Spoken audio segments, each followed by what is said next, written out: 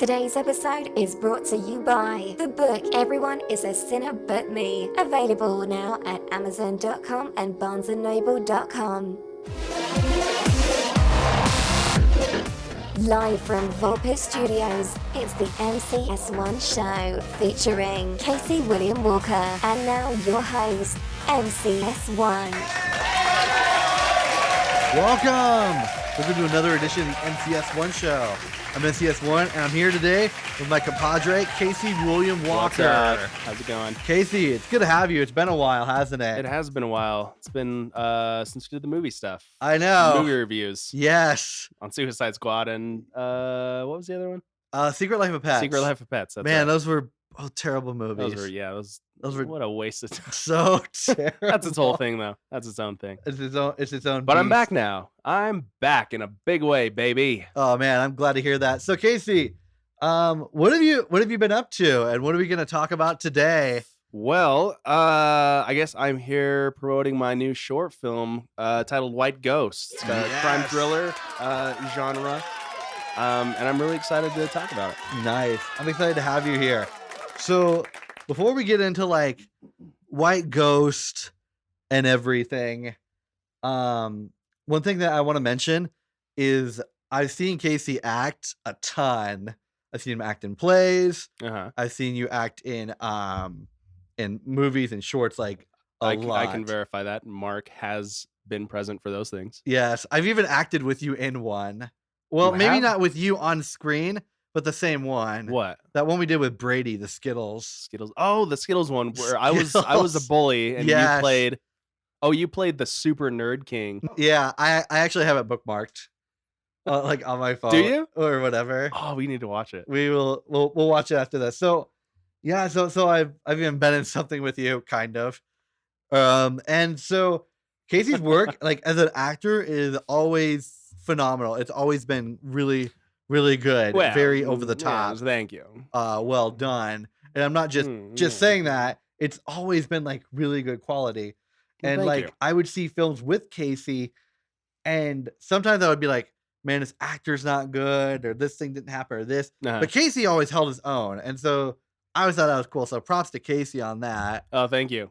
And so to see you like write and direct a film, White Ghost, which I saw a rough cut. Yeah, you've seen the rough cut. The without rough cut, the but music and color correction and stuff. Yeah, but I haven't seen the final yet. And the final is airing 21st January. 21st of January at Salt Lake City Library. Salt Lake City Library Marmalade branch. So it's not the main one in downtown. It's downtown, but it's not the big one that everyone's used to. It's like a smaller branch. Okay, so what inspired you to like write White Ghost, or even direct it, or just the whole thing? Like what got the gears turning? It started, there was a show that came through Utah. It was on ABC, a wonderful little project people might not remember, called Blood and Oil. Such a horrible, horrible show that lasted. This horrible show inspired me to write and direct my own short film.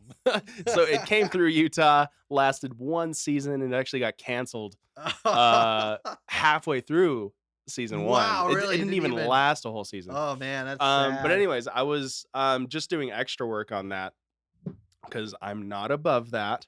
Dude, I think extra work is so fun. Dude, it sucks. I hate it so much.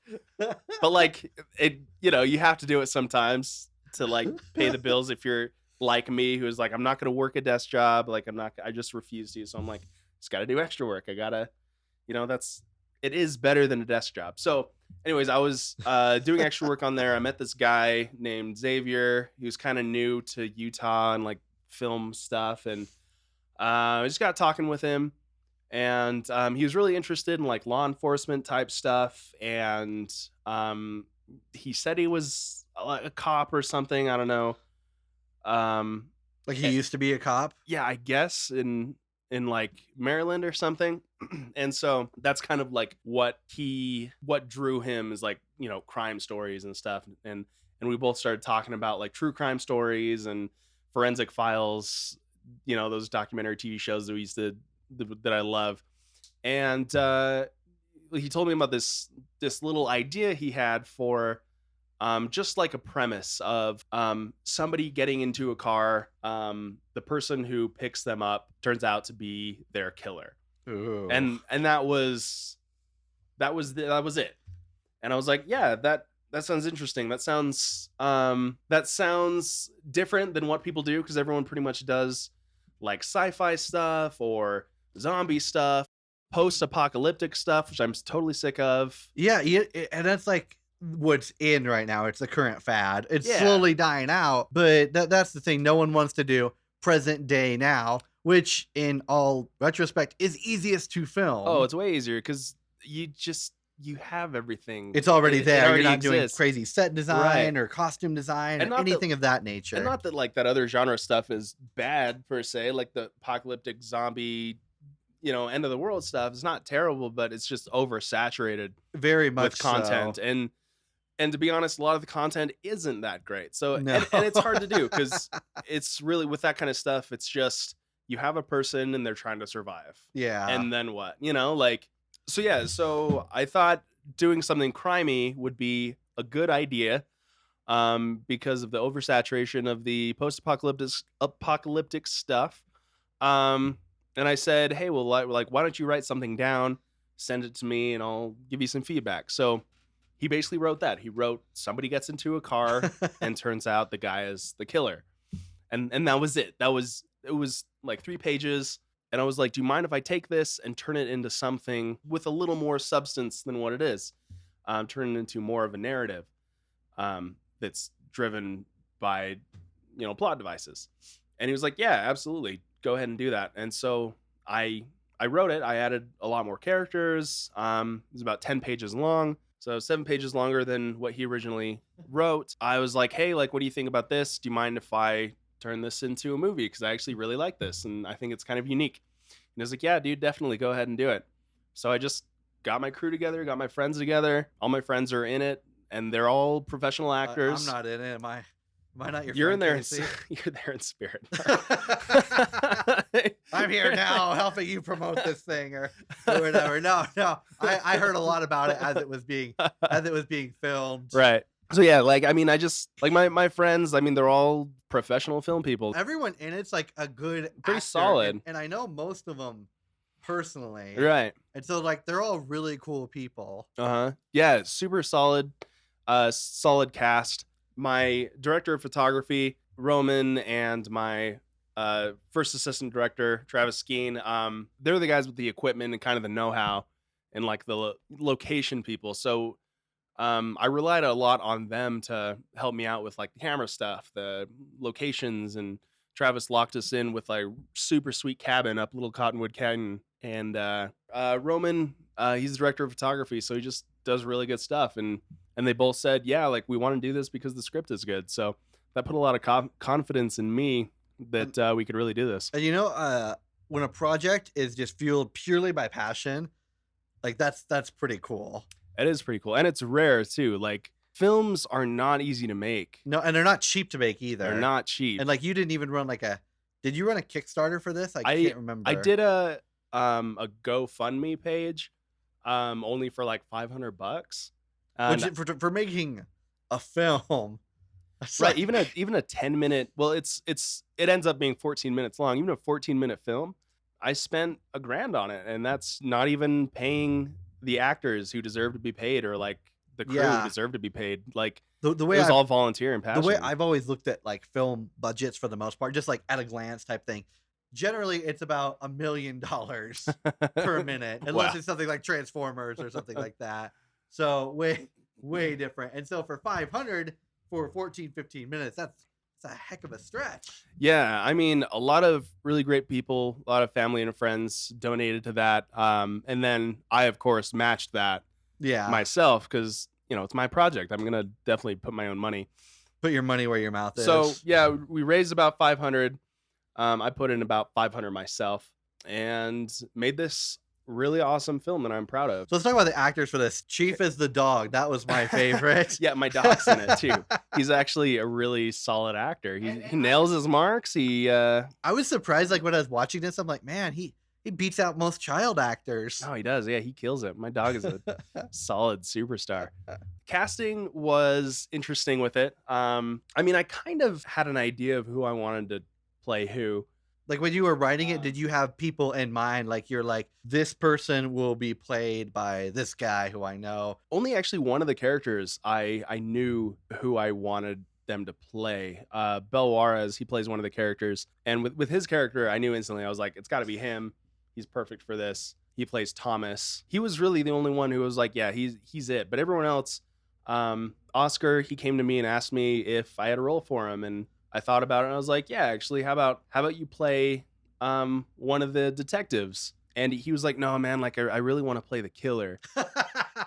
That's just kind of what he's used to playing, which is fine, and he loves it because he likes playing that kind of role, that dark kind of thing.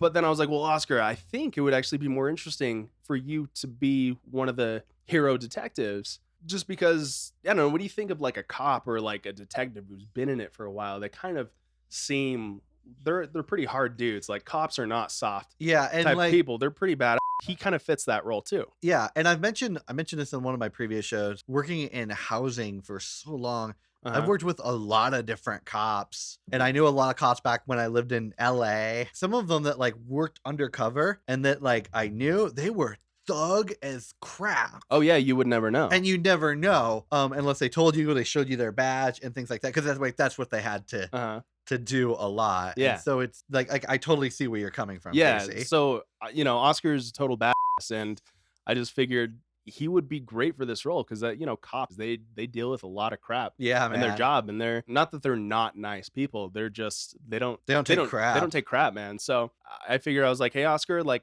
think about it. Like I think it'll be really cool if you do that, and he accepted. And so I didn't really have to like have him audition or anything. He just we just talked about it because he's a good friend, and we went from there. And then other characters, I mentioned Bel Juarez. We auditioned for so Ali Ray Treharne, she plays a character.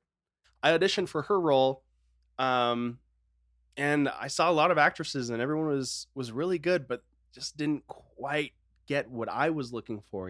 Yeah. This is when you have actors and actresses audition, that are usually all pretty solid, but it's just there's something you gotta have that you gotta have that chemistry of working with someone too. And I think because you've worked with Ali Ray. Yeah, Ali Ray's a good friend of mine, and so because you've worked on Zion's Curtain with her, which I think Zion's Curtain, that's something else. It's something else. It's so interesting. It's something else. And I was in a play with her at the Hale Center Theater in Orem. I just asked her and called her up. I was like, hey, like I've seen some auditions. Like, would you mind auditioning for me? And so she did audition, and it was exactly what I was looking for. Like, she just nailed it because she's a great actress. And Demetrius Daniels, I didn't ask. He plays the other cop. I didn't have him audition. I just eventually came around to the idea that he needs to be that role because he's just a solid, upstanding dude that really, kind of typecast. And so he works great, and he's a good actor, obviously. Yeah. There's really no lightweights in this film, which is fantastic. Nice. And Stephen Geis, with his role, he plays the other cop. I was having trouble just nailing that down. And it was kind of last minute, like a week before we started shooting. That's what I heard. That's what I remember you telling me. Yeah, like I just couldn't find anyone to fit the role. Like and when you first same thing. And when you first told me about like Stephen Geis or whatever, you were telling me about like a little bit of the role he was playing. I was like, I just didn't picture Stephen, being in this film. Yeah, he doesn't seem like a cop type character. Yeah, he does. Sorry, Stephen, don't hate me, bro. No, but like, because Steve's just like the nicest guy. He is. He's so nice, and he's a great actor. Like I went to high school with him, and me and him have been like best buds since then. And we did acting. We've been acting together forever, and so I knew he was a great actor, and he's just the nicest guy. And so I thought it would be interesting to have him play that kind of role, which is, like we were talking about cops. They're like hard dudes, man. Yeah, they're super raw, and so for him to play that. I mean, he's a good actor, so I don't know how much of a stretch it was for him, but I thought he did a great job, to be honest. Yeah, when I saw it, I was like, this totally works. Right. So he did a great job. So what are your post premiere plans? Like after this is premiere, what are you gonna do with this next? So obviously gonna do the film festival circuit, just go around and submit it to all the film festivals I can. See if I can get submitted and get those stupid little Awards. those little award ribbons that you get and people seeing their stupid posters. So I just want to get some Man. of those. Those are the best. I do the same thing with my press passes. I just love them so much. It's like, another I know, I press can pass see to hang you've on got my a wall. freaking you just got a shrine of press passes. We're actually looking at it right now, and It's amazing. It's quite the work of art. It's quite the work of art of press passes that I have. MCS1 has been in a lot of venues. I really have. It's cool, and I love going to them. Always fun. And so yes, we're gonna do some film festival stuff. Also, I have plans. I have ideas for turning this into like a series. I tend to say that tentatively because that's such a hard thing. Because if I did turn it into a series, I have to bring back the cast. I'd have to bring back the crew. Yeah. But I would only want to do that if I could pay everyone. Because just doing this one episode alone, this one short film alone, costs $1,000. That's without paying everybody. Yeah. That's just equipment. And you don't want to be production costs. And you don't want to be that guy that was like, "Hey, remember that favor you did for me a while ago? Yeah, let's do another favor. Similar one. Can you favor me again, please? Yeah. Only a lot more episodical or favor. only 10 more times. I don't want to do that. At that point, Casey, could I be in your film even if I wasn't paid?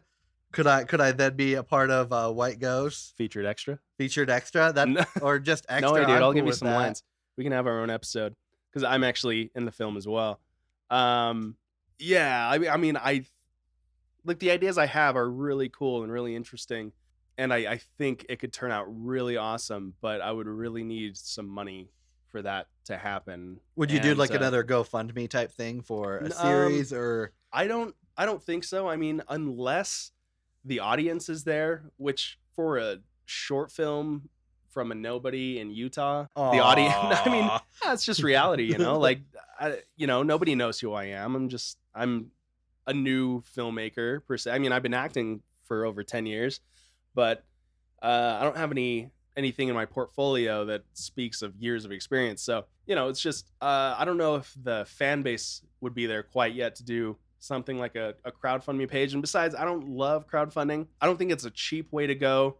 I don't think it's like, I don't know. I just think it's not the right way to go because funding film. It's harder for movies. Yeah. Like if you look at Hollywood, like the way they do it, they find investors and financiers and those sponsors for product placement. Right. And then that's where you get money. And then you make the thing and guarantee a return somehow with these investors. And that sounds like it's harder than just doing crowdsource. That's the best way to go because you're bringing people in as a business and as a financial opportunity. So I would want to do it that way, find financiers, investors that want to do it the right way and figure out some way to get them a return back based off this series, which I think is very doable. Yeah.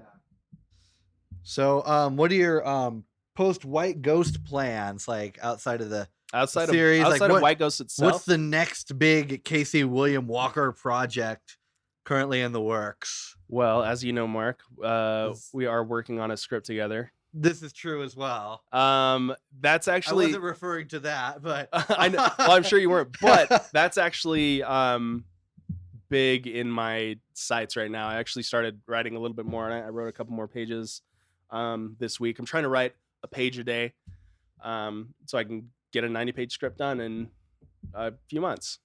And because that would be a good one to work on. I was just wondering if there's any short films or anything of that nature that you were currently pursuing or working on. I have ideas for other short films. Kind of my New Year's resolution plan is I want to do a short film, not film a short film a month, but write a short film a month. So a lot of the plans I have right now are just the writing stage, just because that's the foundation. That's what you have to build everything on. So, yeah. Depending on how the premiere goes of White Ghost, after that, I might be doing more White Ghost stuff. If not, I might just be doing other projects. We're working on the feature of Sunrise City. Yeah, or Sunrise City. That's Sunrise the name City. of what we're working on. Tentative name. Tentative name. I don't know if it's gonna stick. I think We'll see. Sunrise City's gonna be. I see great things for that. Yeah, it's pretty great. White Ghost premiering Saturday, January 21st, Salt Lake City Library. Marmalade Branch. The Marmalade Branch. What time, Casey? 1 p.m. to 2 p.m. 1 p.m. to So, 2 p.m. Just an hour long event. We're gonna have a Q&A after we show the film. Yeah, if you're in the area, go check it out. And yeah, I want to thank Casey for coming on, Casey William Walker. Thanks for having me. And until next time, take care of yourselves and each other. Peace. Thank you for listening to the MCS1 show. For weekly episodes on society, counterculture, and pretty much everything but politics and sports, subscribe on iTunes or Google Play. For regular updates, head to the MCS1show.com